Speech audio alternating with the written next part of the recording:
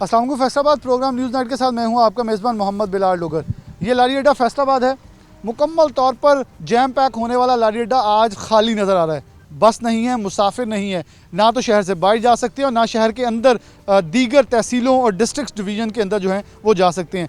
आखिर क्या वजह है कि ये ट्रांसपोर्ट को एक हफ़्ते के लिए बंद कर दिया गया और पेट्रोल नहीं मिलेगा अगर आप वैक्सीन नहीं करवाएंगे। जब वैक्सीन चेक करके आपने सफ़र की इजाज़त देनी है, पेट्रोल की इजाज़त देनी है या दीगर मामलात करवाने हैं, तो फिर वैक्सीन के लिए जब प्रमोट कर रहे हैं तो हमें फिर लॉकडाउन क्यों लगाना पड़ा आखिरकार, जब हमारी रेशो नीचे आ रही है। इसके ऊपर कुछ सवालात हैं। यकीनन तौर पर यहाँ एक नहीं, दो नहीं, सैकड़ों लोगों का रोज़गार बसता है। उनके तहफ़्फ़ुज़ात भी आपके सामने रखेंगे। पेट्रोल कैसे लोग डलवा रहे हैं और क्या पेट्रोल पंप्स वाले SOPs के ऊपर अमल दरामद, यानी कि जो कार्ड है, एक वो लेटर जिसके ऊपर ये बताया या चेक किया जा सकता है कि इसकी वैक्सीनेशन मुकम्मल हो चुकी है, उसकी चेकिंग का मरहला क्या है।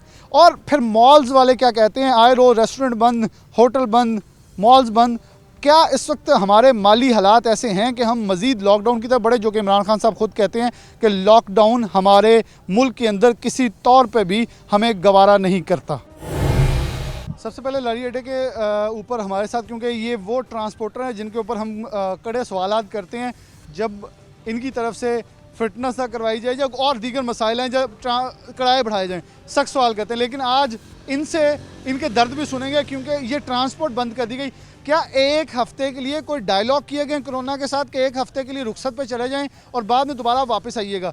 क्योंकि इस कोरोना की इस एक हफ़्ते की छुट्टी ने एक बहुत बड़ा शक व शुबा पैदा कर दिया है। बैरून ममालिक भी ये कह रहे हैं कि पाकिस्तान अपने फिगर्स को डिस्टॉर्ट करता है। तो इस वक्त जो ट्रांसपोर्टर हैं वो क्या अपना मौक़िफ़ रखते हैं, उनसे बात करते हैं। सर, सबसे पहले मौजूद हैं शहबाज साहब, बहुत शुक्रिया वक्त देने के। तमाम दोस्त हमारे साथ व्हाट्सएप मौजूद हैं। क्या इस वक्त हालात क्या हैं? पूरा लारी अड्डा खाली है। क्या लोगों को वैक्सीन के लिए लेके आना है जो उन्हें घर भेजना है? ऐसे तो फिर लोग बैठ जाएंगे मुकम्मल तौर पे। क्या कोरोना के फिगर्स बता रहे हैं कि कोरोना नीचे आ रहा है लेकिन हम लॉकडाउन की तरफ जा रहे हैं?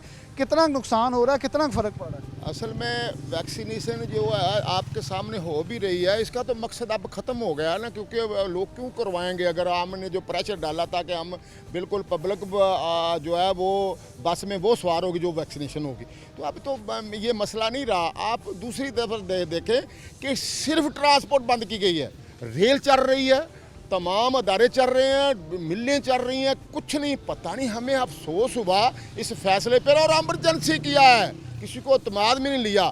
और ये सबसे बड़ी बात ये है कि बेरोज़गारी के साथ साथ पब्लिक को तकलीफ़ दी गई है। पब्लिक जो आम आदमी है वो कार नहीं ले सकता, वो बच्चों के साथ ऐसा।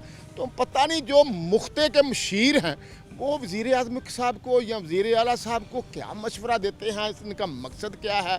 आप देखें कि यकीन करें हज़ारों की तादाद में लोग बेरोज़गार हो चुके हैं, लाखों की तादाद में। फिर जिन जो बात की गई हमारे साथ कि यह फ़लाँ अपना शहर लगाया जाएगा, वो भी नहीं, पूरे पंजाब में बंद कर दिया गया। अगर कोई बस निकलती है या कोई निकलता है तो वो जुर्माने वाले वहाँ उनको गुस्सा बिल्कुल मियाँ साहब, तजाद ये है कि पंजाब गवर्नमेंट का 1 से 2 सितंबर को नोटिफिकेशन आता है जिसमें ना तो ट्रांसपोर्ट बंद की जाती, ना होटल, ना रेस्टोरेंट, ना शादी हॉल, कुछ नहीं बंद किए जाते। लेकिन उसके बाद गवर्नमेंट का वफाकी गवर्नमेंट आ जाती है, जी बंद कर दें।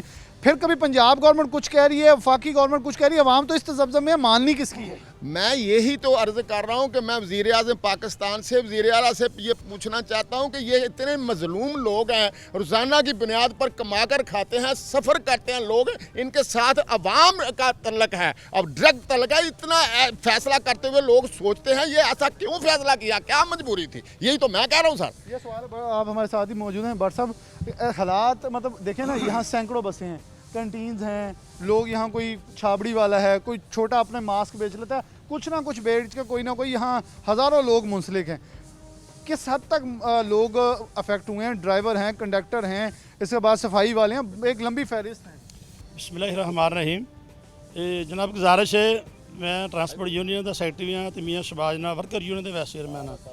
साढ़े वर्कर इतने परेशान है ना जनाब, प्राय मेहरबानी इमरान खान साहब, वज़ीर आज़म साहब रिक्वेस्ट करते हैं, आपने जो हुर्रों वाले टीके लगाए थे वो हमारे वर्करों को टीके लगा दें हुर्रों वाले।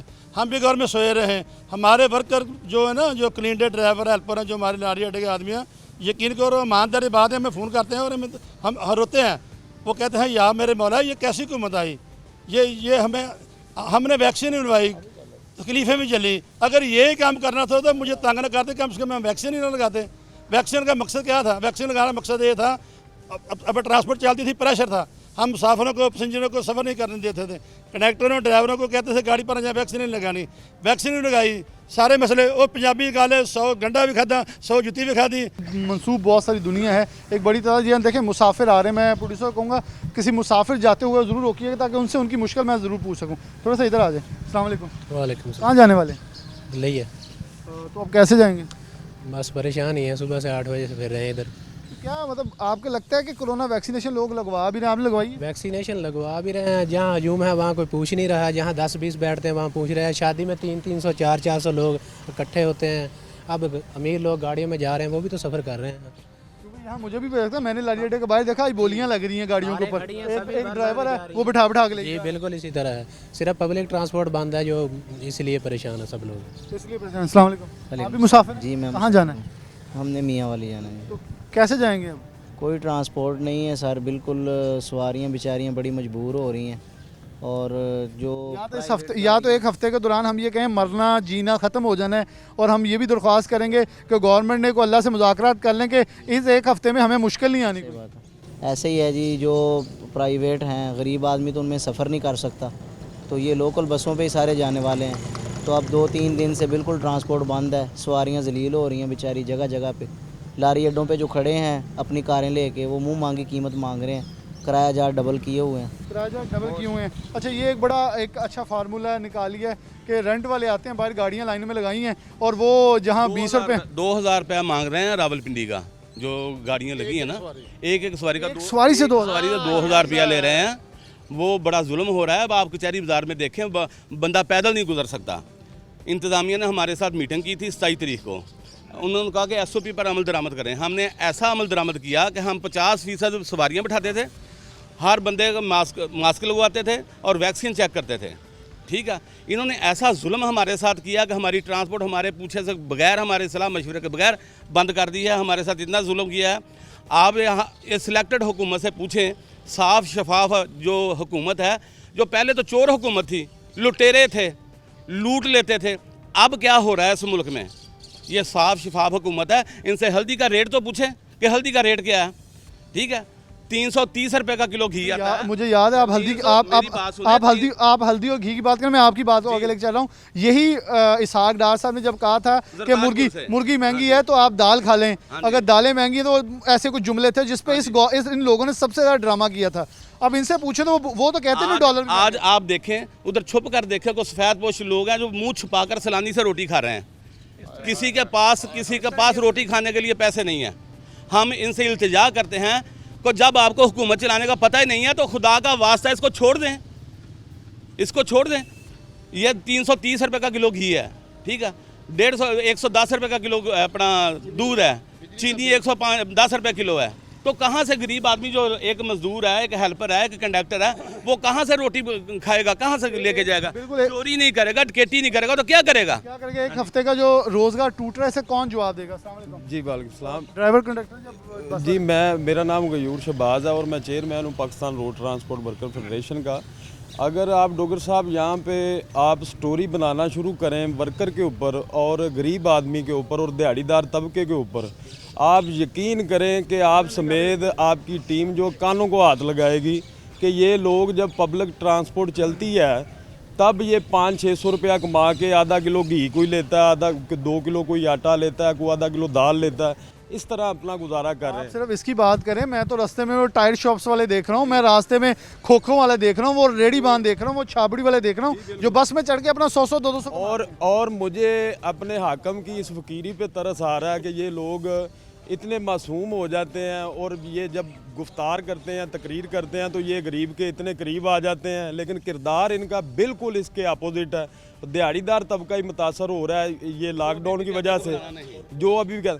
और मैं ये आपके वजह से ये मैं बताना चाहता हूँ कि इमरान खान साहब, ये आप हालात सिविल नाफरमानी की तरफ लेके जा रहे हैं, ये रियलिटी है। और ये ग्रास रूट लेवल की मैं आपको हकीकत बता रहा हूँ। आपको छोटी सी आपने कहा सिविल नाफरमानी, आपने आप जिन मगरबी ममालिक की इमरान खान साहब मिसालें देते हैं, अमेरिका के अंदर पाबंदी लग चुकी है, किसी को वैक्सीन नहीं पूछ सकते। बरतानिया के अंदर एहतजाज हुए हैं कि वैक्सीन नहीं लगवानी हमने, यानी कि यहाँ तो कोई एहतजाज भी नहीं कर रहा, यहाँ तो लोग लगवा रहे हैं, फिर भी उनको हक नहीं दिया जा रहा। ये एक बहुत बड़ा जुल्म है वैसे। और सबसे, और आप इधर से डाटा निकलवाएं वैक्सीन का, सबसे ज़्यादा पब्लिक ट्रांसपोर्ट के जो वर्कर हैं उन्होंने सबसे ज़्यादा ये वैक्सीन लगवाई है। और इस वजह से लगवाई है कि यार भूख से मरने से बेहतर है कि ये वैक्सीन लगवा लो। भले ये लोग कह रहे हैं कि जी ये ख़तरनाक है, ये हमारा कारोबार चलता रहेगा। और जो हुकूमत ने कहा कि आप SOPs के मुताबिक पब्लिक ट्रांसपोर्ट चलाएं, हमने चलाई। आप 50% बैठाएं, हमने 50% बैठाए। आप मास्क लगाएं, हमने मास्क लगाए। आप इधर जी सैनिटाइज़ करें जी लोगों को, हमने सैनिटाइज़ किया।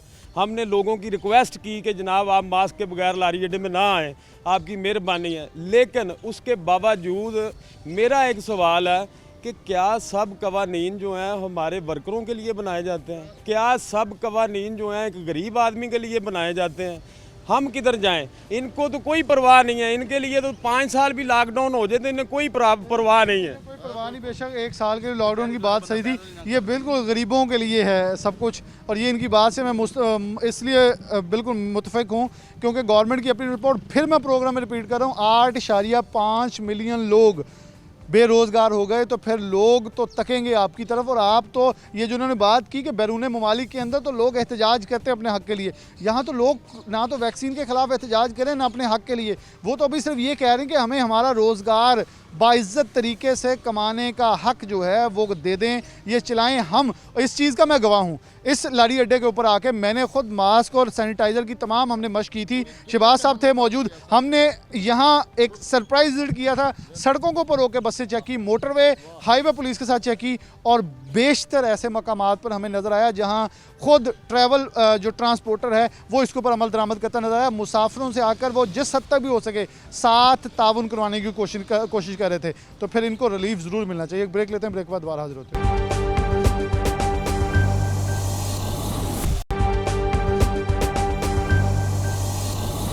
वेलकम बैक नाज़रीन, दोबारा से प्रोग्राम के अंदर खुशामदीद कहते हैं। पेट्रोल पंप पे पहुँचे क्योंकि नो वैक्सीन सर्टिफिकेट या नो वैक्सीन नो पेट्रोल का नारा जो है हुकूमत की तरफ से लगाया गया कि पेट्रोल मत दिया जाए। अस्सलाम वालेकुम। वालेकुम सलाम। कहाँ के रहने वाले?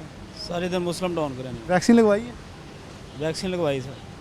जी सर। ये आप सोच के बोला, सच बता दें। नहीं सच बता दें, वैक्सीन लगवाई। कितनी डोज लगवाई है? 1 लगवाई है। कौन सी? ये जो फाइजर की है। फाइजर तो 1 डोज है ही नहीं, वो तो 2 डोज है। बहरहाल 1 लगवाई फिलहाल। बड़े गए जो सच्ची बोल रहे हैं। नहीं सच बोल रहे हैं। ये तेल नहीं डाल के दे रहे, पंपों वालों को कहा जा रहा है जी वैक्सीन लगवाएं तो फिर तेल दिया जाएगा। सही है? हाँ सही है, बिल्कुल इसी तरह ही है। अगर जिसने वैक्सीन लगाई उसके बाद जो होटल बंद हैं, मॉल बंद हैं, ट्रांसपोर्ट बंद है, ये भी ठीक है? ये भी ठीक है, सब कुछ ठीक चल रहा, लेकिन पता नहीं है क्या हो रहा है, इसकी समझ में नहीं आ रही। जी समझ कुछ नहीं आ रही, बट डरते हमारे लगवा ली है वैक्सीन। और फ़ायदे लगवा ली, कौन सी लगवा ली, लेकिन लगवा ज़रूर ली है। यहाँ लड़का मौजूद है, लोग मौजूद हैं, उनसे बात करेंगे। एक कार वाला भी है, उनसे भी पूछ लेते हैं कि इस हवाले से थोड़ा सा। अस्सलाम वालेकुम। वालेकुम सलाम। कहाँ से आ रहे हैं? घर से। फैसलाबाद से? जी जी। सारे घर से ही आते हैं वैसे। पता है फैसलाबाद की? हाँ जी हाँ जी। अच्छा, वैक्सीन लगवाई? लगवा लिए। कौन सी? साइनोवैक। ये अच्छी चीज़ है कि कहा जा रहा है कि वैक्सीन लगवाएं फिर तेल मिलेगा। अब ये तो पता नहीं है किस हिसाब से है, ठीक भी बात है। गवर्नमेंट कह रही है ना कि पंपों वालों को कह रही है कि जो नई वैक्सीन उसे तेल ना डालें। ठीक है। लेकिन क्या वैक्सीन लगाने के बावजूद ट्रांसपोर्ट, होटल, मार्केट्स, मॉल बंद करने चाहिए? नहीं, ये गलत बात है, ये जुल्म है। इसकी ये समझ नहीं आ रही है गवर्नमेंट ये क्यों कर रही है। क्योंकि या तो लोगों को मोटिवेट करें। हाँ नहीं, ये गलत बात है कि अचानक इतना शदीद हमला हो गया कि आपने सब चीज़ें बंद कर दी हैं। बहुत गलत काम किया गवर्नमेंट ने। ये पॉइंट इनका बिल्कुल वैलिड है, ये गलत बात है। अगर आप इसकी तरफ जाते हैं फिर आपको यकीनन तौर पर इस तरफ भी जाना होगा कि आवाम को रिलीफ देना होगा। वैक्सीन लगी जी? केड़ी? ये नहीं पता केड़ी लगी। लवा लगी? हाँ जी। लगे 2 लगे? एक को लगी? ये उससे जिस यूनिवर्सिटी लागू कह रहे कि वैक्सीन तो बगैर तेल नहीं पा रहे, पंपा ने पूछते वैसे? फिलहाल तो नहीं पूछ रहे। कह रहे पंपों वाले पूछ नहीं रहे, लेकिन बिलाशुबा ये हमने ये भी पूछना है कि वर्कर से कि वो एक बार कह सकता है, लेकिन क्या कनपटी प्रेस पिस्तौल रख के या गन पॉइंट पर तेल डलवा सकता है, या ये कह सकता है वैक्सीन लगवाओ, या क्या किसी पंप के ऊपर कोरोना वैक्सीन के हवाले से कोई टीमें मौजूद हैं जो असर नो इस चीज़ का जायज़ा ले कि क्या यहाँ वैक्सीन अवेलेबल है, या आपने वैक्सीन लगवाई या नहीं लगवाई। हमारे साथ ये इंतज़ामिया में से लोग मौजूद हैं, इनसे बात करते हैं। वालेकुम सलाम। अच्छा, यहाँ अगर कोई वैक्सीन नहीं लगवाता और आप आगे पूछते हैं इनसे, आपके लड़के पूछ रहे हैं, तो फिर क्या ऐसा आपने हल निकाला है कि इनको वैक्सीन करवाई जाए या तेल ना डाला जाए? पूछते तो हैं लड़के, लेकिन हर बंदा ना तो किसी के पास कोई वेरिफिकेशन है, चेक भी करते हैं, लेकिन हर बंदे के पास, किसी के पास एंड्रॉयड मोबाइल नहीं है, किसी के पास मैसेज नहीं है, लेकिन इस तरह की आती हैं, पूछते रहते हैं लड़के, लेकिन हर बंदे का चेक नहीं हो सकता इस तरह। मतलब आप लोग कह सकते हैं या कोई थप्पड़ मार के वैक्सीन लगवा सकते हैं? नहीं, थप्पड़ मार के तो कोई भी नहीं लगवा सकता, अब तो वो हर बंदे को फोर्स करके लगवा रहे हैं ना। अगर आप दूसरी बार कहेंगे वो कहेगा भाई ना तेल पा। हाँ, ज़ाहिर है उसके पास तो ऑप्शन है, वो तो रोड पे खड़ा है, कहीं पे भी जा सकता है।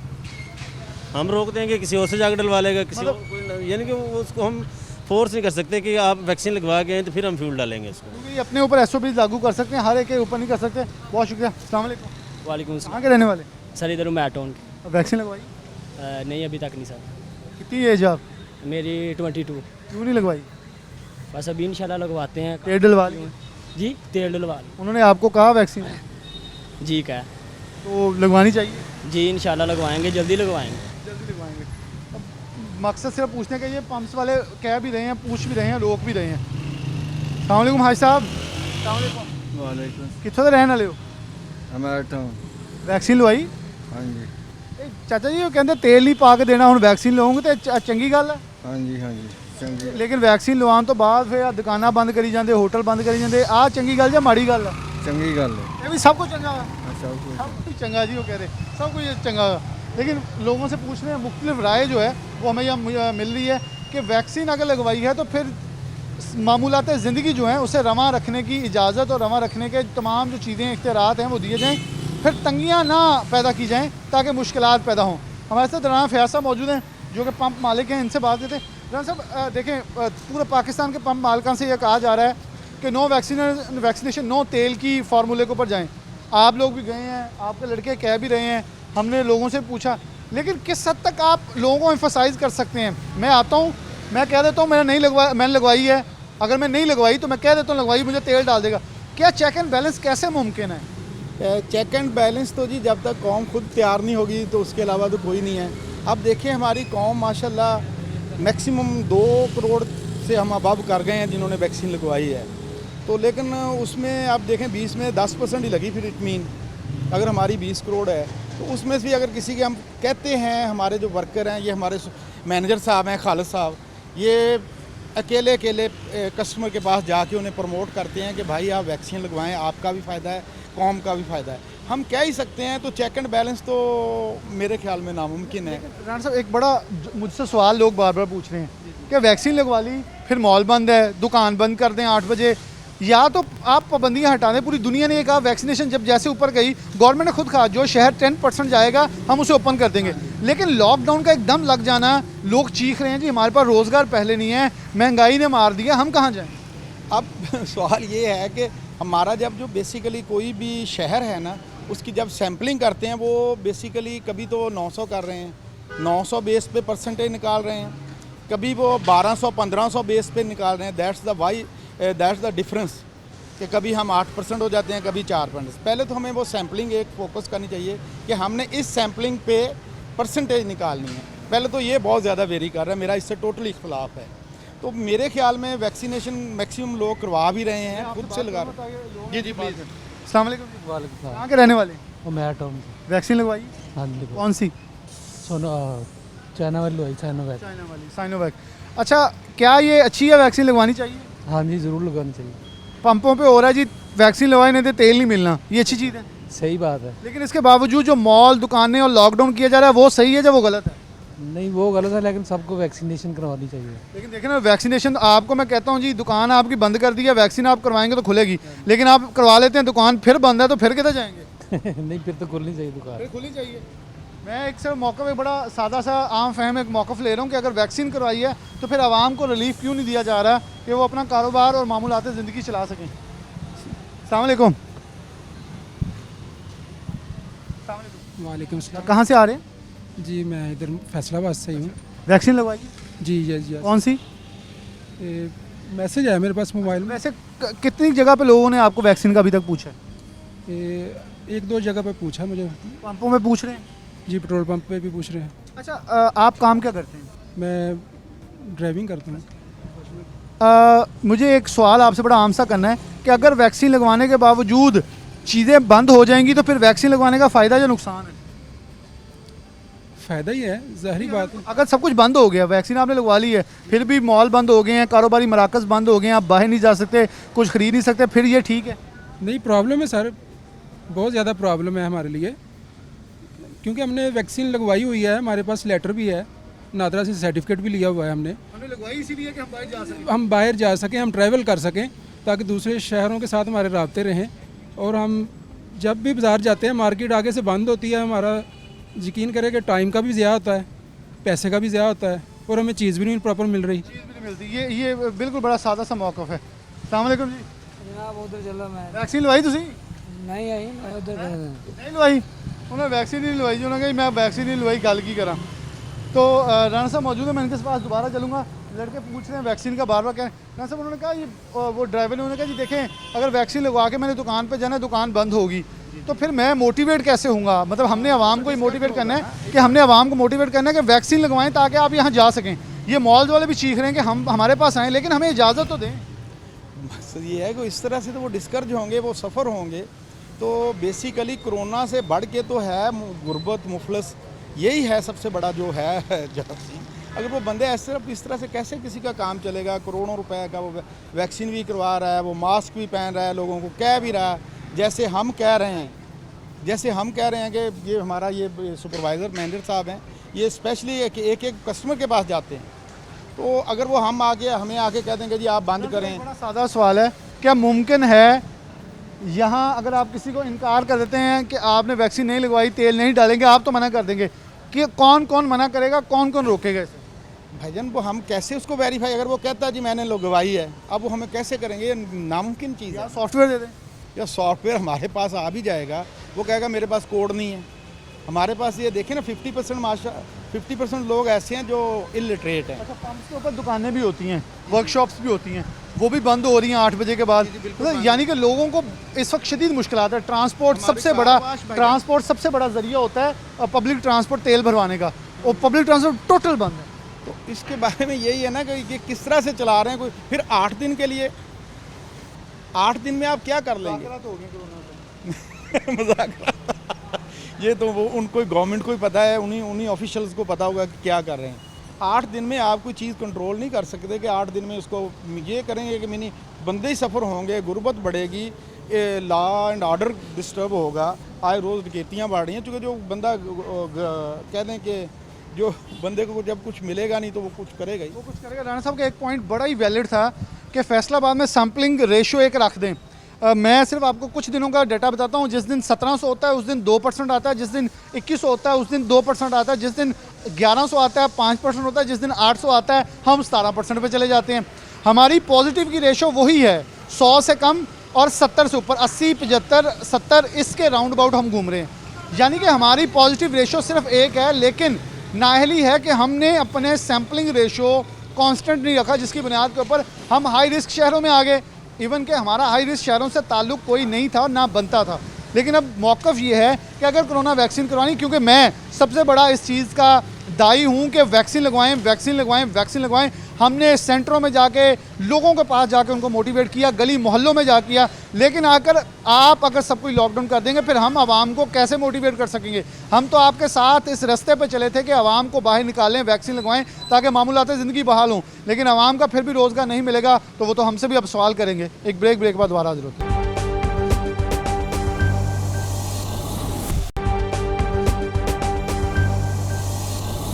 वेलकम बैक नाज़रीन, दोबारा से प्रोग्राम के अंदर खुशामदीद कहते हैं। गवर्नमेंट की तरफ से SOPs के तहत जिम्स पहले खुले थे लेकिन बंद कर दिए गए। एक चीज़ पूरी दुनिया के अंदर मगरबी ममालिक में पहले भी एग्जांपल दे चुका हूँ, लेकिन यहाँ फिर से दूंगा, इस गवर्नमेंट के लिए बहुत ज़रूरी है जो बार बार मगरबी ममालिक को मगरब की तरफ इशारा करते हैं। तो उधर सबसे ज़्यादा ये चीज़ मेन थी कि जब भी कोरोना को हटाया गया और जब भी कोरोना के लिए रिलैक्सेशन दी गई तो सबसे पहले जो जिम्स थे, पार्क्स थे और जहाँ फिटनेस के मुतलका चीज़ें थी उनको ओपन कर दिया गया ताकि आवाम को और जो कि इस मामले में ज़्यादा कंसर्न रखते हैं कि उन्हें फ़िटनेस के हवाले से और ख़ास तौर पर अगर सेहत के मामला को लें तो ये जो खेलों के मैदान या जिम्स होते हैं ये बेसिकली बुराई की माजगाहों के बंद करने की निशानी होती है। लेकिन पाकिस्तानी गवर्नमेंट की तरफ से दोबारा से इनको बंद कर दिया गया और इस एक हफ़्ते के अंदर पता नहीं कोरोना के साथ कौन सा कोई डायलॉग होंगे टेबल पे बैठ के वो वापस चले जाएगा, उसके बाद दोबारा से खुल जाएगा। तो हमारे साथ मॉल की इंतज़ामिया मौजूद हैं, ये जिम के हम बाहर मौजूद हैं, तो इनसे इनके हवाले से पूछ लेते हैं। अच्छा, बहुत शुक्रिया आपको वक्त देने का। क्या समझते हैं कि किस हद तक इफेक्ट होता है? देखें, मेंबर्स ने तो फ़ीस दी है, मुझे याद पड़ता है जब से कोरोना आया है, इससे पहले भी आपसे इंटरेक्शन हो चुका है, तो लोग चीखते हैं हमारी जी 3 माह की फ़ीस है, कोई 1 माह पे लड़ा, कोई 3 माह पे लड़ा, कोई 6 माह, और फिर जब एक माह में फिर 6 दिन बंद रहेगा। क्या इस वक्त कारोबार के हालात क्या चल रहे हैं? कारोबार के हालात जी बहुत इस टाइम ख़राब हो रहे हैं और स्पेशली पता नहीं गवर्नमेंट की कोई ये दुश्मनी है जिम्स के साथ, रेस्टोरेंट्स के साथ, कि जिम्स और रेस्टोरेंट्स को ही टारगेट किया जाता है हमेशा। तो इसमें देखने वाली बात यह है कि देखें, फ़िटनेस तो इस टाइम ज़रूरी है और अगर वैक्सीनेटेड लोग आ रहे हैं और प्रॉपर SOPs पे अमल हो रहा है तो फिर जिम्स और ख़ास तौर पे रेस्टोरेंट्स को बंद नहीं करना चाहिए।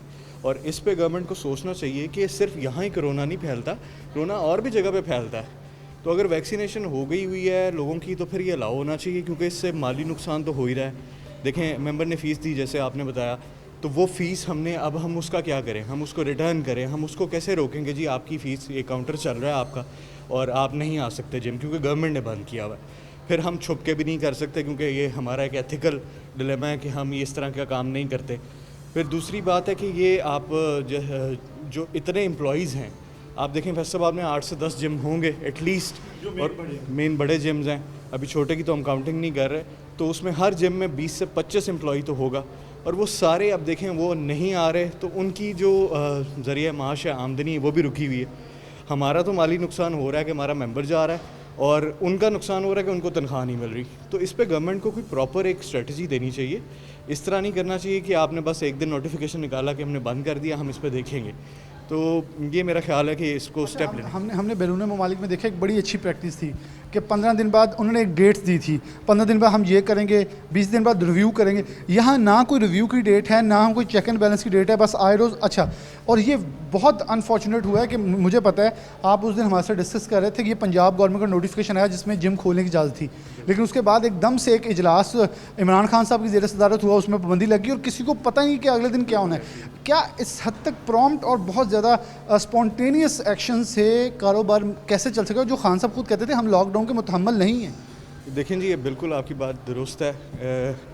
एक दिन नोटिफिकेशन आता है कि ये चीज़ खुली हुई है, अगले दिन ही नोटिफिकेशन आ जाता है। अभी हम रूटीन में आ रहे होते हैं कि हमने ये SOPs को प्रॉपर फॉलो करके उस चीज़ को खोलना कैसे है, आगे कैसे चलाना है। हम 2 दिन उसको चलाते हैं, तीसरे दिन हमें पता लगता है कि नया नोटिफिकेशन आया और अब ये बंद हो रहा है। तो उसमें हमारा देखें ना, हमारे माइंड सेट्स हैं, हमारे स्टाफ का माइंड सेट है, बहुत सारा इफ़ेक्ट होता है। और बहुत सारे लोग हैं जो कि इस तरह सर्वाइव नहीं करते, फिर वो हमें छोड़ जाते हैं।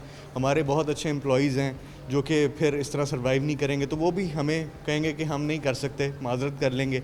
उससे इंटर्न आगे एक सर्कल है, पूरा बिजनेस इफेक्ट होता जाएगा।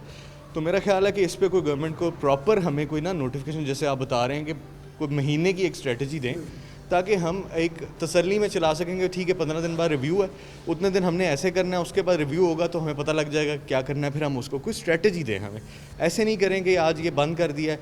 अब रेस्टोरेंट्स हमारे इतने अफेक्टेड हैं, ठीक है जी, आप इंडोर डाइनिंग नहीं कर सकते, गर्मी में बाहर आउटडोर में कैसे कोई बैठ सकता है? इतनी गर्मी है, 40 डिग्री तक टेम्परेचर जा रहा है, ना कोई बारिश है, बारिश भी हो जाए तब भी बाहर नहीं बैठ सकते। तो मेरा ख्याल है कि वो आपको पता है कि रेस्टोरेंट में तो वैसे भी इंडोर का काम होता है। अगर आप एक फ़ाइन डाइनिंग रेस्टोरेंट में गए, आप बाहर सड़क के किनारे बैठ के खाना नहीं खा सकते।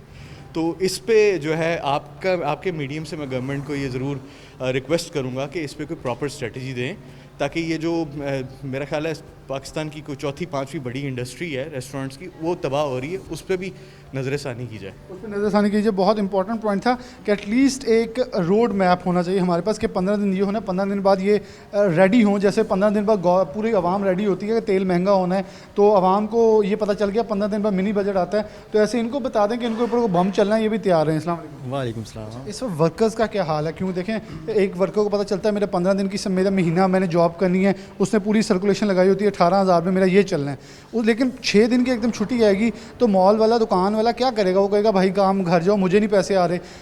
क्योंकि पिछले फर्स्ट सेकंड थर्ड वेव में बड़े लोगों ने पैसे दिए, अब कारोबारी अफराद के भी हाथ खड़े हो चुके हैं।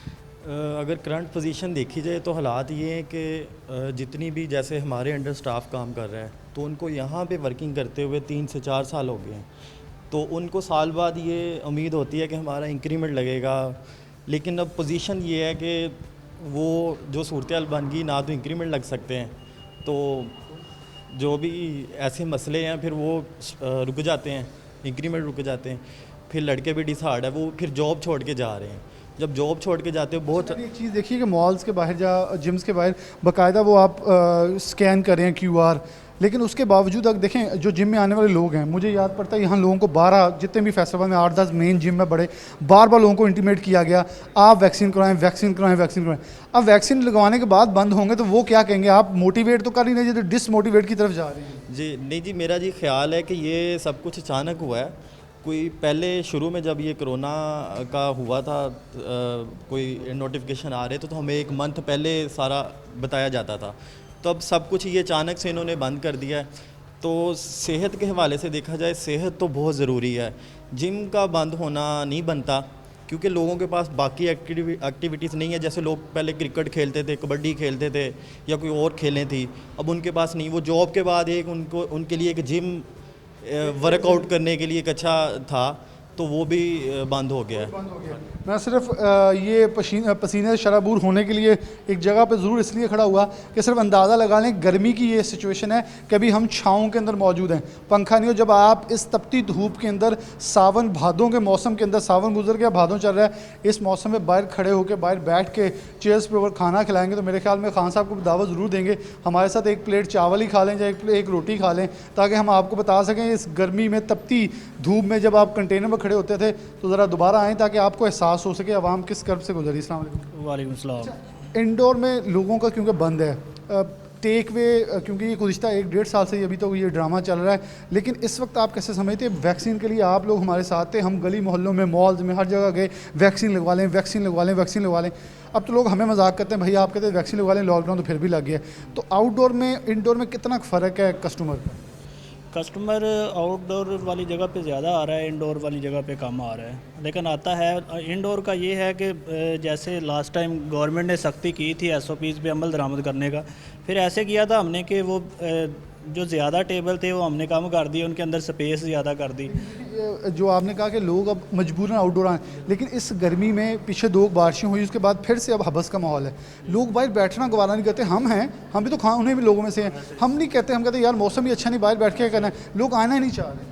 ऐसे बिल्कुल ऐसे ही है, ज़ाहिर सी बात है, बाहर गर्मी है, गर्मी की वजह से लोग नहीं बैठना पसंद करते। इंडोर में AC वगैरह सारी ये होती है सहूलत फैसिलिटीज़, इस वजह से इंडोर को लोग ज़्यादा पसंद करते हैं। लोग ज़्यादा पसंद करते हैं और फिर बड़ी तादाद के अंदर जो बेरोज़गारी है उसके अंदर इजाफा हुआ है। मैं सिर्फ एक दरख्वास्त करूँगा, खुदारा अकल सूझबूझ के साथ कुछ फ़ैसले लिए जाएँ ताकि हम एक अच्छी और ज़िंदा कौम होने की मिसाल दे सकें। क्योंकि मैं एक छोटी सी मिसाल के साथ प्रोग्राम का अख्ताम चाहूँगा। बरतानिया को पाकिस्तान ने कहा हमें रेड लिस्ट से निकाल दें, तो बरतानिया ने कहा जी हमें डाटा प्रोवाइड नहीं किया गया। हमने डाटा प्रोवाइड किया तो उनका एक बहुत हमारे किसी MP को जवाब ये दिया गया कि पाकिस्तान को डाटा प्रोवाइड नहीं किया गया। चलें हमने उसका डाटा प्रोवाइड किया, तो उसके बाद जो उनका जवाब आया वो बड़ा ज़्यादा तशवीशनाक था, जो मैं प्रोग्राम में पहले जिक्र कर चुका हूँ कि आपका डाटा बेसिकली मैनिपुलेटेड है, आप वो हमें सैम्पलिंग नहीं बता रहे जो आपके कोरोना बढ़ा है। तो इसकी एक बहुत मेन मिसाल ये, जब मैंने फैसलाबाद बताया कभी 17%, कभी 5%, कभी 6%, कभी 3%।